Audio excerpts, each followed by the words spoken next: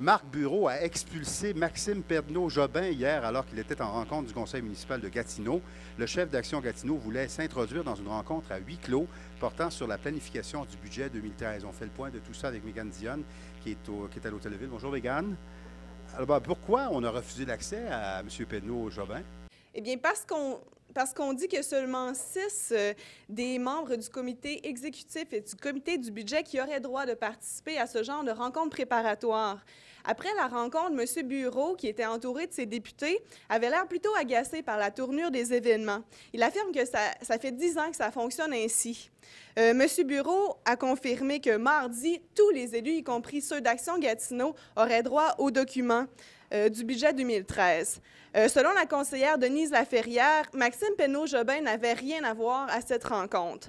Son but aurait été de détruire le budget plutôt que d'apporter des solutions pour le rendre meilleur. Le conseiller Maxime Tremblay, quant à lui, va encore plus loin que ça.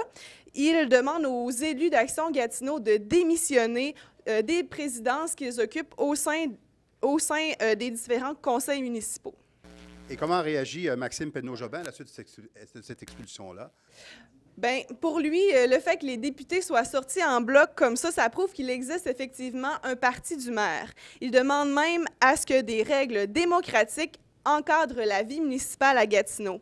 Il y a l'élu d'Action Gatineau, André Laframboise, qui penche en faveur de Maxime Pedneau-Jobin. Selon lui,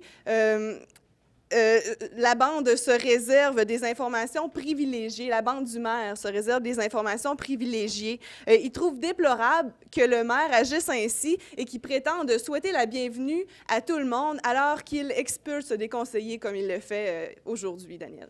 Merci beaucoup, Mégane, pour ces précisions. Je vous en prie.